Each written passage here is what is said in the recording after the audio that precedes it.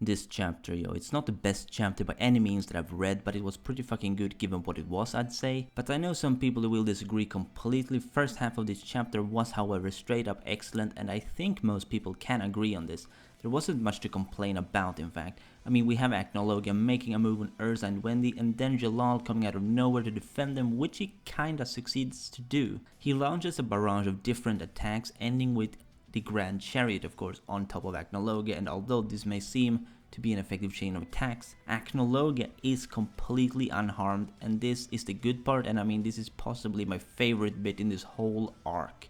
Not only because it confirms countless theories, but it also has been a huge mystery ever since he first appeared on Tenro Island. The thing I'm talking about is, of course, ACNOLOGIA's element finally being revealed. Well, he claims he has no element and says that he can eat all types of magic, which is another word for saying what exactly. That's right, he's in fact an Etherean dragon slayer, or as he likes to call it, depending on translations, either demon dragon or magic dragon. I'm gonna go with magic dragon because it sounds more fitting in this context. So yeah, there you go, his element was revealed, and to back this up we of course saw him actually swallow Jalal's true heavenly body magic, so it's not exactly a bluff. I mean, that shit's pretty powerful, so if that's a bluff, well, I don't even know. While he then turns into his dragon form, something pretty big happens though, because Jalal, Urza and Wendy are all kinda in a very tight spot, as Jalal even says that there's no way that they could possibly win against the power before them. That's when things change for the better.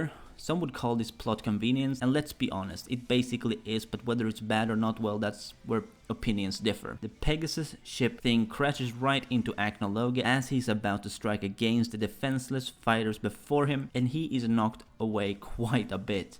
Now, I've noticed that some people think that this is actually affecting ACNOLOGIA physically, but he's really not affected at all. He's just being moved in a pretty violent manner. Now, the big part about this chapter that got people cooking, I think, is the very end of the chapter, which reveals a woman who looks very similar to Anna Hartfilia, but it's not confirmed and we don't see her face or anything, so it's only speculations right now. I personally don't think it's Anna, but I'm not gonna be against the idea that it might be, as long as her being alive at this time is explained properly and that the explanation is not complete bullshit. So it's mentioned in the chapter that there's a place that ACNOLOGIA could be taken, which could give the humans a chance to win. Now, I don't know how I feel about this, but at the same time I saw it coming a very long time ago. No matter how perfect a character, there's no such thing as being flawless. That's what makes a character. You must be beatable in order to be a good character, even if that weakness isn't so easily found, and that's what ACNOLOGIA has provided. While he can eat all magics that's thrown at him, there's still something about this very particular place that can give the opposers a chance to win.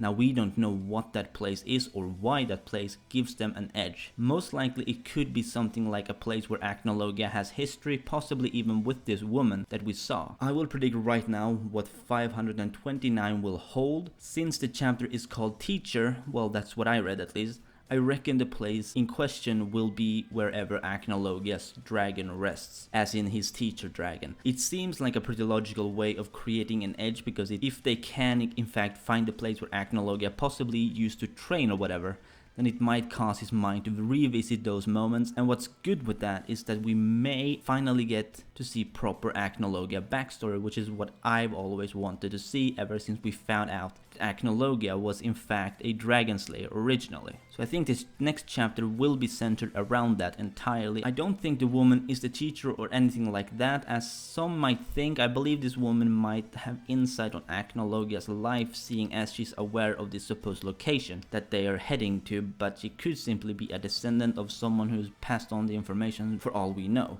She could even be another Hartfilia, a brand new one, a cousin or whatever to Lucy. It's impossible to say exactly. But yeah, that'll be all for this video, and for those who did see my super important channel update will of course know the sad news that this video that you're currently watching will be my last one you'll ever see from this channel. If this is a shocking surprise, I suggest you watch that update. This is of course only if you're currently one of my subscribers who actually follow my videos. If you're a brand new viewer, basically don't bother subscribing, because yeah, as I said, this is going to be my very last input about Fairy Tail.